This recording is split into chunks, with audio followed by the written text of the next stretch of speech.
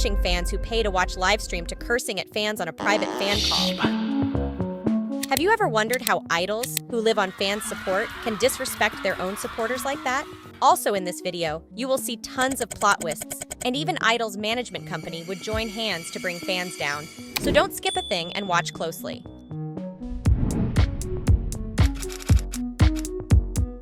Imagine burning about $1,500 to meet a person just to get cursed at. Such an experience, I know. And that was unfortunately what happened to a fan of Kim Ji Woong from ZEROBASEONE.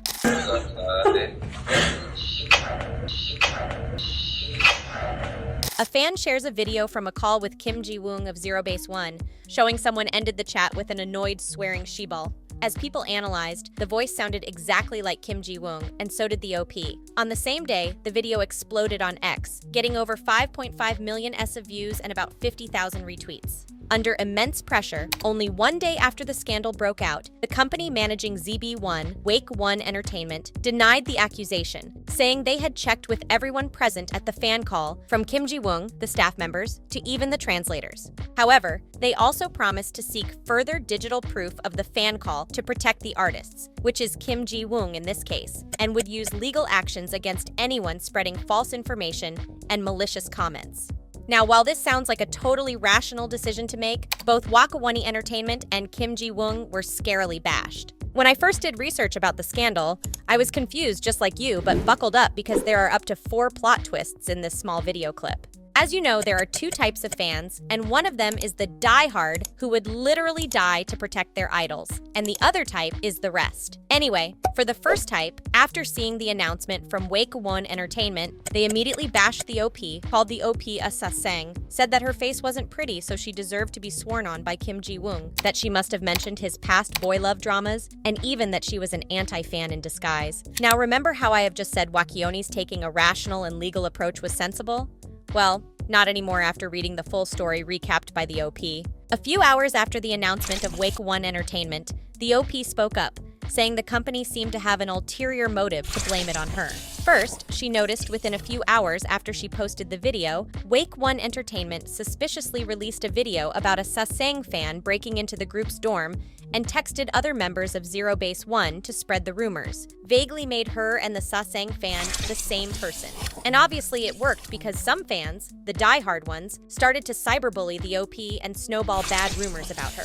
She received so many of them that she even started to question her own reality, forcing herself to re-watch the videos and think of all the bad things she potentially did to Kim Ji Woong, while she was literally the victim and he, as an idol, clearly swore a bad word. She questioned if she was too ugly or if she had said something wrong. But after countless replays, she couldn't find out why because she didn't mention the sensitive drama he played. She wasn't that ugly, and she was respectful. Then, the cultural critic Choi Sung-jin chimed in and implicitly took side with WAKEone Entertainment as he said the swearing rumor about Kim Ji Woong was very likely untrue, considering his personality. Then, he also said this whole mess showed how quickly false information could spread and reminded everyone that lying about someone online could lead to serious legal trouble in Korea, like 7 years in jail or big fines of over 50 million won. Netizens, witnessing the drama from start to end, had a totally different view with this critic, regardless of his adept knowledge about cultural matters, and said WAKEone Entertainment had such a terrible approach in crisis management. This point of view was also shared by some fans of ZEROBASEONE,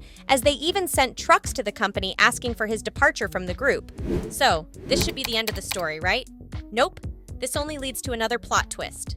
Fans were hurt, but they showed it in the most creative way, using sheball to create a first-letter poem asking Kim Ji Woong to leave the group. Basically, the epitome of what goes around comes around. So, end of story, right? Nope. Another plot twist is coming.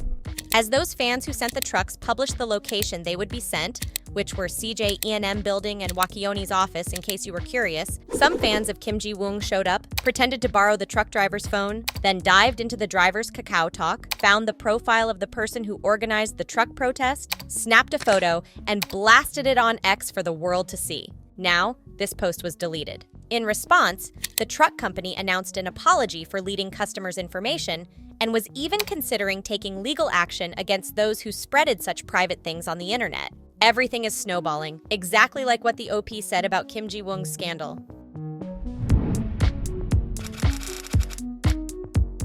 Just when everyone thought the tea of K-pop couldn't escalate further, it did. Most recently, a famous Vietnamese TikToker, who has also worked with lots of famous K-pop idols, said that the incident of Ji Woong reminded him of the almost exact incident his student went through. He recounted the experience of her who spent a significant amount of money for a chance to call their idol, a former member of WANNAONE. This student, an avid fan, sent him a clip and recalled the story in tears because her idol's true colors had shattered her image about him into pieces.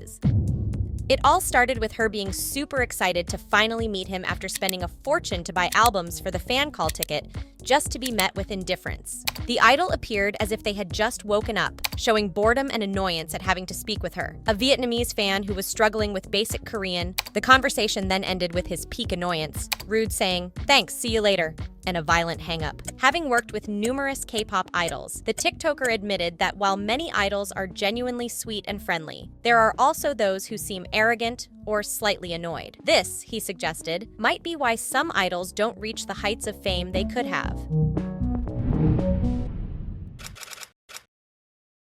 Apologizing for having not eaten a type of food. Can you imagine doing that to people? Exactly. But Minji has just apologized over a matter called kalguksu in January 2023, which was a year after what happened. So, you might be wondering, what's kalguksu all about?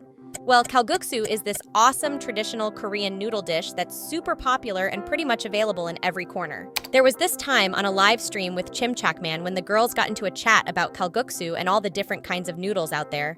Minji, without really thinking, blurted out, "What is kalguksu in Korean?" Thing is, Minji's pretty choosy with her food and has never actually tried kalguksu, even though she's definitely heard of it. What she said came out wrong because she wasn't really asking what kalguksu was. She was more curious about how it tastes and feels to eat. She cleared this up later in an apology letter. Still, before she explained, a bunch of people online saw this as an opportunity to give her a hard time. They started saying stuff like she was acting all fancy, pretending to be this rich, luxurious girl who studied abroad. They couldn't believe that Minji, who grew up in Gangwon-do, didn't know what kalguksu was. These wild accusations got way out of hand, and Minji had enough of it. So she decided to face it head-on and went live on January 2nd, 2024, to clap back at the haters directly. What's kalguksu mean? Right after Minji spoke her mind, Hanni jumped in, trying to smooth things over and lighten the mood. But Minji's clear-up didn't really help much. Instead, it seemed to fire people up even more because they didn't like her tone, saying she sounded too harsh and annoyed. And then, some folks even started picking on her for the way she used English, making a big deal out of her saying, "So, what's kalguksu mean?" because her grammar was incorrect and it should have been, "What does kalguksu mean?" As time went on, the situation didn't get any better. A whole year after everything happened, it wasn't just random folks on the internet making jabs. Even a journalist from MBC got in on it, but in a sneaky way. He hid the word kalguksu in the titles of his articles using acrostic poems. Particularly, he wrote stuff like Kalgak gukjejok su ryoham and Kalgati gukjeseon chulguk su hang, which translates to processing her boarding the international flight right on time. The way he used these odd and not-so-common words and phrases made it pretty clear to fans that he was poking fun at her. The hate bandwagon was so immense that almost a year after the initial live stream, she posted an apology and promised to be more careful with her behavior in the future. End of story, right? No. And luckily, that was a no, because if things really had ended there, which meant Minji really had to apologize over a type of food, I would really fly over to South Korea and send protest trucks to all the haters' houses and the MBC.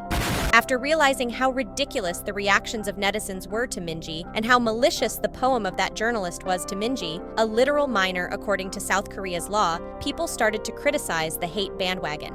So, justice was served as MBC later deleted the post about Minji and even issued an apology on January 22nd, promising to manage their content more professionally next time. Curious how other idols were also hated for doing questionable things with not only fans but also people in general? Check out this video!